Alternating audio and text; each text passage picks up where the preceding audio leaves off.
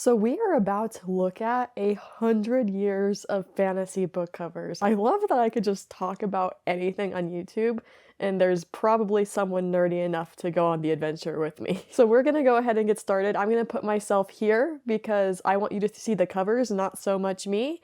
And we're gonna get started by talking about the 1920s and going all the way up to the 2020s, discussing trends, looking at covers, and just having a great time. Now, people don't generally go all the way back 100 years when discussing book covers in fantasy, and that's a mistake because the 1920s and 30s were a foundational period of time for the genre. Although they didn't really use the terminology that we use right now, that terminology generally gets solidified later to where if you say fantasy book, people know what you're talking about.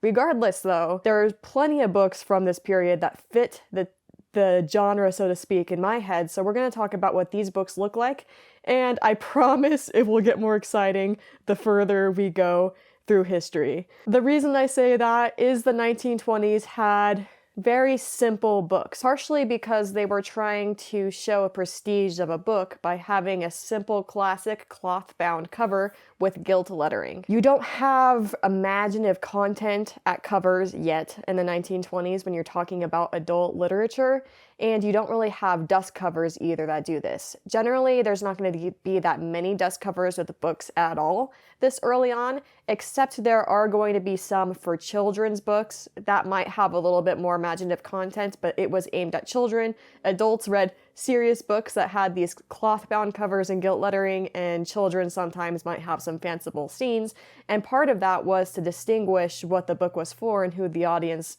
intended for was. This is a little bit what I was discussing with early covers. This is a 1918. I know we're starting at 1920, but it's my video and I can do what I want. And this is a cover of The Tin Woodman of Oz. You can see that it's a dust cover. It's not directly on the book itself. Underneath you have a normal cloth-bound book that was so famous in this time period.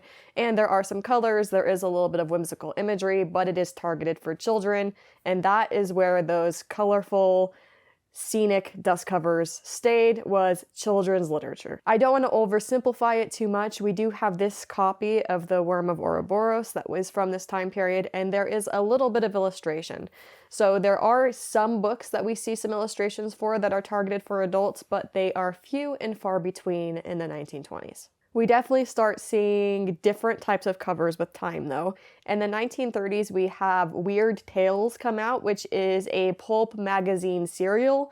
And basically, when people just say pulp fiction, if you don't know, it just means that they printed it on cheaper paper. And because it was printed on cheaper paper, they were willing to print more sensational stories that might not be as literary in order to entertain people. Partially because of the explosion of Weird Tales and other pulp-like magazines, we do start seeing some books that will start using more imaginative dust covers in the 1930s. We definitely still have a limited amount of them, though, and the vast majority of books still look like those cloth-bound classics that you would have seen in the 20s. This is a very early fantasy dust cover. We have the very original Hobbit. And of course, the Hobbit is kind of fitting in that children's literature thing that we were talking about in the 20s, but it was still definitely worth mentioning because a lot of adults read the Hobbit too. So we have this scenic dust cover, which is really giving more imagination than a lot of stuff you saw before. But if we look at the artwork, it's still fairly simple. It's showing kind of like a countryside. It's not anything over the top, but it's a lot more than you were oftentimes getting before this period. Here's another early dust cover. This is a book by H.P. Lovecraft, who did die 2 years before it's released, but his friends put it together and gave it a pretty dust cover. So this is a very early one too. So just to wrap that up, because of some of these pulpy magazines that get so famous in the 1930s, we do start seeing a little bit more imagery in book covers, but they're generally still kind of simple. So here we have a classic one on the left that was released in this time period. In the middle, we have The Sword and the Stone with a little bit of imagery. And then on the right, we're just seeing this is what these pulpy magazines are looking like that are kind of inspiring this trend of including more artwork on books. The 1940s continues the trend of the 1930s in many ways. Fantasy, which is still not a term that people are using, just to be clear, a lot of these sensational, otherworldly stories are being dominated by magazines still. A lot of time people called these like adventure stories more than they did fantasy. If a book kind of was fantastical in the way that we would think of it today, but it was also prestigious, they were still using simple covers, mainly because people oftentimes would assume that a literary piece would have a simple classic cover, and the more sensational something was, the more likely the cover would be colorful and have a lot going on. So you definitely have this train of thought that is, if this book is serious, it's going to look simple. But in the 1940s, we do have more and more illustrated dust jackets going with that theme of the 30s. Here's some here, one for Witch House, one for Skull Face, and others, all of these released in the decade. And in the time period where people are used to the extreme simplicity of covers, these dust jackets really get a lot of people interested in many of these books. In many cases, the 1950s and the 1960s are when this topic really oftentimes should start, because this is when we really have covers to talk about that feel like they really fit the genre in the way we know the genre today. I'm lumping the 50s and 60s together because it's my video and I can. There are maybe some minor differences that I could get into between the two decades, but I really think it's going to be fine that we just kind of lump these together. In the 1950s and 60s, we start seeing some early usage of the genre label fantasy. Before this, I mentioned it was mainly adventure or something like that. A huge thing in this time period is the takeoff of the mass market paperback. It gets more popular into the 70s and still is popular in the 80s, but we see a lot of mass market paperback coming into play in the 50s and 60s, which means that people are able to be a little bit more imaginative and take a more exploratory route with covers than they could earlier when we have those cloth-bound hardcover type books, because you're just printing on cheaper paper, and the mass market paperback is an affordable way to be more outlandish with covers. If you look at the cover on this page, you'll see that the word fantasy is actually used on the cover. And we can't talk about the 1950s and 60s without mentioning Tolkien and how he blazed the groundwork for the genre that is really known as fantasy and the covers he chose to design in the 50s. Here are some of the early mass market paperbacks that can be considered part of the genre from the 50s and 60s. They are showing us scenes that are inspired by those pulp magazines, and they are outlandish and they have a lot more creativity and things going on than in the earlier editions of published works. Compared to later years, we'll talk about the color palette is still a little bit subtle, not too over the top. We'll see how they get going in the 80s and 90s in a second. And while you have this emergence of the mass market paperback, we have another trend in fantasy that's growing alongside it, which is this Tolkien literary type fantasy. He designed his first covers in the 1950s. Here they are. And over scenes and having crazy things happening on the covers, he went with symbolism and motifs and kind of like deeper meaning behind what he put on these covers. And these books laid the groundwork to give fantasy a potential literary status rather than just being seen as this pulpy, cheap, mass-produced fiction that it kind of had up to this point. We definitely see this trend of people thinking simple covers means literary and people thinking outlandish covers means pulpy. In the 1970s, we continue this trend with the rise of the epic fantasy mass market paperback, whereas in the 1950s and 1960s, a lot of these books that are being produced are kind of one-off books. The ones in the 70s start really starting these long fantasy series and these fantasy trilogies, and the genre just starts being a little bit more defined than it even was in the 50s and 60s, to the point that a lot of people will start thinking of it as like a doorstopper fantasy, that fantasy novels are known and understood to the point that people recognize that they can be very thick and they can stop a door. So whereas some of the stories tended to be shorter in the 1950s and 60s, by the 70s we have some really, really long form doorstopper fantasy content. At the same time, the literary fantasy genre continues as well. On this page, we have a cover of The Wizard of Earthsea, which was published in 1968, but I'm going to throw it here. And you'll see the more literary a fantasy is considered, which this one kind of also fits that, the simpler the cover is, and it's not going to have that mass market look. Here are some of the mass market paperback fantasy covers from the 1970s. And over on the right, you'll also see an example of this emergence of fantasy trilogies just being part of the public understanding of the genre and what fantasy was. 1980s takes that groundwork of the 1970s and takes it even further. We start seeing covers not only having these scenes from the mass market paperbacks that we saw from the 50s to the 70s, but they start getting really bright. If we look at the one on this page, that cover is really bright, and it's pretty common for mass market fantasy books from the 80s to be in your face, big bright colors. Just kind of fun, in my opinion. It's a fun thing. In the 1980s, kind of piggybacking off the 1970s, series branding becomes important. People want them to match, so the spines start being a lot more matchy, even in the hardcover fantasies. And publishers start getting really careful not to have different size spines and just to make a series look good when it comes all together. This is something that we take for granted now, but it's something that really, really became a thing that people cared about in the 80s. A lot of earlier books from earlier times, there might have been a little bit less just being careful with this, and there could have been mismatched spines a little bit, and just less series and trilogies to begin with. We also have the influence of Dungeons and Dragons, which just comes to the scene in the 70s, but gets a lot more famous in the 80s to the point where it's really influencing the books that are being read. You can kind of see on this book cover that we have here that there's definitely some Dungeons and Dragons inspiration, and in a lot of the mass market paperback fantasy books you'll see in the 80s, there is a ton of Dungeons and Dragons inspiration. And the Lord of the Rings series by this point has had a little bit of time to marinate, and you start getting a lot of people, and this is not necessarily covers, but it's still a fantasy genre, that take a lot of inspiration from Tolkien, and you start kind of getting the, not copycats, because I feel like that's mean, but you start getting the super inspired pieces of fantasy that are small farm town boy going off being the hero of the story, big adventure that really started with Tolkien. This right here is an example of a 1980s matching series. You'll see the spines are all the same. The cover work kind of all goes nicely together. There are a lot of bright colors. This is very much a 1980s look for fantasy books. These are some examples of Tolkien-inspired fantasy in the 1980s, oftentimes with that hero's adventure type story, and the covers that oftentimes were put on books inspired by Tolkien, which is interesting because Tolkien himself used simple covers, but a lot of the books inspired by him chose to use more vibrant covers that fit the general trend of the decade.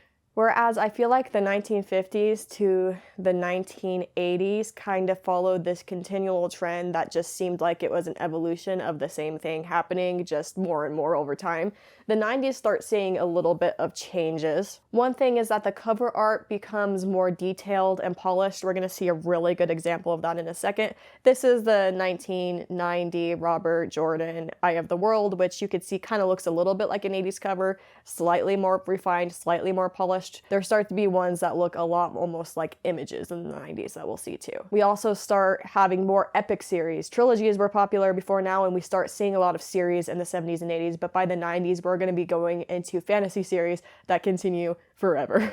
And the genre was so well defined in the 70s and 80s to what people understood what fantasy was that by the 90s, we start seeing a lot of subgenres. You start seeing things like urban fantasy and things that don't necessarily follow that same sword and sorcery / Lord of the Rings inspired content, but other genres coming into the overall genre as well. And then in the 1990s is where we start to see minimalist covers emerge. Not so minimalist as the 1920s, but very simple covers. And a lot of people have an opinion on this. Some people really love the covers that were really famous 1950s through the 1990s. And then some people kind of enjoy the more subtle covers that kind of started appearing in the 90s into the 2000s. We'll see a ton of those coming up. Here's an example of long series in the 90s that I mentioned, and if you look at the Terry Goodkind books on the right, you'll see what I meant by the hyper-realistic covers compared to the decades that preceded the 1990s. They're a little bit less cartoony and a lot more detailed, and they look hyper-realistic compared to what we were seeing in earlier decades. And here are some of the minimalist covers that we start seeing in the 1990s. The far left is from 1990, and then the 1996 Game of Thrones has a lot of minimalist covers being used both in the United States and in the UK. There's definitely still a lot of minimalist covers that are in the 2000s, but we have some other trends appearing as well in the 2000s. Due to an increase in technological capability, we'll see a lot more digital art and photo manipulation. If we look at this famous cover of The Name of the Wind, we're definitely seeing those elements here, and it does not really look like a fantasy cover that you would have seen in previous decades. The decade of the 2000s seems obsessed with a central figure on the cover. We see this right here with The Name of the Wind. We'll see this on other covers as well. The eye is kind of being drawn to either a person or an object that is supposed to be the focal point of the cover, whereas in previous decades we saw a lot going on those covers, and there was generally multiple people as well, kind of mimicking that adventuring group from Lord of the Rings. And also in the 20s, we start seeing grittier covers emerge. A good example of this will be Joe Abercrombie books. We'll look at those in a second. And in the 2000s, because of Harry Potter and the massive success of that, we start seeing a lot more middle grade and young adult fantasy covers that have their own trends. I feel like the first Mistborn book is a great example of the central focal point of a book cover. I believe the first one was actually the one we see here in the center, where we see like this coin, which is the focal point. And then we have the one on the left, on the right as well, which shows a person. And this sets and follows the trend that we see throughout the entire decade with book covers. Here are some of those grittier text-based novel covers that we start seeing, especially with the First Law trilogy, but other books follow this trend as well in the 2000s. And middle grade fantasy. On the left, we do have the 1999 release of Harry Potter, and you can kind of see that it's the older one of the three when we look at that, and then we look at Aragorn, and then we look at the Percy Jackson books. But this whole middle grade thing definitely takes off in the 2000s much more than it had in previous decades. And note on the Percy Jackson covers, you have that central figure that just defines the genre in this decade altogether. The 2010s really do piggyback off the 2000s, but you start seeing some covers emerge that are a little bit simplistic in art style and not necessarily with people on them that are supposed to sort of give this idea of literary fantasy or prestige. I think a really good example of this is the Priory of the Orange Tree that we see on this slide. We also have a lot of character-driven covers continue in the 2010s with very bold lettering. We'll see some examples of that soon. And then we have this minimalism take. We had a lot of minimalism in the 2000s as well, but the 2010s really start using bold colors and fonts and minimalistic covers to keep the covers a lot more simple looking and a lot less scenic driven. We'll see those too. So here are some of the 2010s young adult, new adult type book covers, and here we see the central figure that has been used a lot in the 2000s and into the 2010s. We see this bold lettering. This becomes especially popular with books that are targeted towards younger women, although you see them on other covers too. And here are some examples of the minimalist cover with really bold colors that start really being used in the 2010s. You oftentimes had the minimalism thing going before, but if you look back at those Game of Thrones covers, they're not as color popping as the ones that you see in the 2010s. We have here the Poppy War trilogy with, sure, a little character in the corner, and that's part of the design for sure, but the lettering is a lot more prominent. And then you have the bright colors, especially on the other copies. You could look those up. But then another perfect example of this is what we see here with the Jade City, J War, J Legacy covers. They are simple, the lettering is bold, it's big, and it's bright, and there are different colors. And we can't talk about the covers of the 2000s and the 2010s without at least mentioning the rise of adaptation covers. And these covers existed in earlier decades as well. Right here I have a cover from 1978 with Watership Down, and it does use the same image that was used in the movie poster in 1978, so we do have the idea a lot sooner. But in the 2000s and 2010s, we start seeing a lot of covers that have the show or movie poster as the cover to get more people to read the books. A lot of people feel like these covers can look a little bit dated really quickly, and some people think they kind of have a cheap look because it's basically, it feels to some people like it's sort of a money grab to get more people to buy the book. But it's not something that we can ignore when we're talking about the changes of fantasy covers, because there were so many books sold because they had the cover of the TV show or movie that they were from.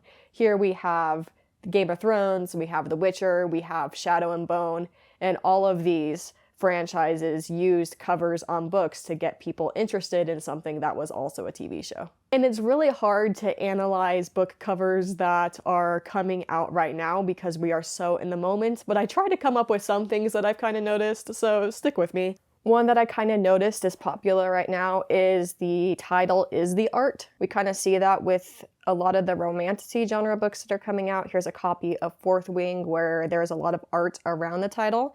And I kind of noticed that also with the Dungeon Crawler Carl books that are so popular right now, is the ones that were traditionally published have big, bold text, but there's kind of designs and artwork around the text and incorporated into the text. We also are continuing that trend of color palettes that we saw with the Poppy War and the Jade City books, and a lot of series have colors that go across the series that are supposed to kind of look good together. The 2020s is definitely a period of time of special editions and sprayed edges. We're seeing that everywhere. And then at the same time, while we have this minimalism that is all the rage to some extent that comes from the 2000s and 2010s, we do have kind of the return of illustration in some covers and some cartoon covers coming to be popular as well. So the 2020s, there's kind of a lot going on. I think the reprints of A Court of Thorns and Roses and the books that go with those really show this whole color palette idea.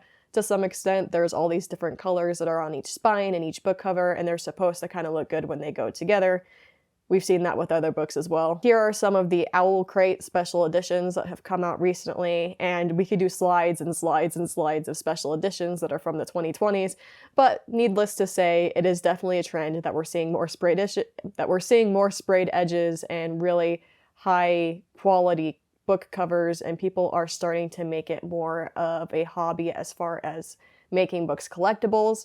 A lot of people probably wouldn't want to have a lot of the mass market paperbacks that we talked about earlier in the video. Everyone wants nicer and nicer books right now. But we do definitely have a return of illustration in a lot of books that are coming out in the 2020s, and a lot of these are kind of considered epic fantasies for serious fantasy readers. It's kind of almost like sometimes when you want a bigger readership to come from the general public, sometimes the covers will be a little bit more simple, and then a lot of the really illustrated covers are going to be targeted more at people who already like fantasy and diehard fantasy fans, but they are definitely re-emerging in the 2020s. And then we have the emergence of cozy fantasy, which there has been a lot of subgenre fantasy trends for decades, but this is definitely one of the subgenre trends right now. And with this trend, you're going to see a lot of cartoonish covers that make you feel cozy. There's bright colors. This does not go with the minimalist approach, even though it's interesting because sometimes there's reprints of cozy fantasy books that do go more minimalist. So it's kind of like we're going between this whole, do we want books to look really over the top,